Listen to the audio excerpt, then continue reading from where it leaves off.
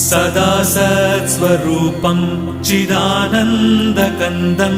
जगत्सम्भवस्थानसंहारहेतुं स्वभक्तेच्छया मानुषं दर्शयन्तं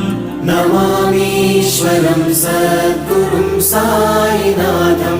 नमामीश्वरं सद्गुरुं साईनाथम् भवद्ध्वान्तविध्वंसमार्ताण्डमीड्यं मनोवागतीतं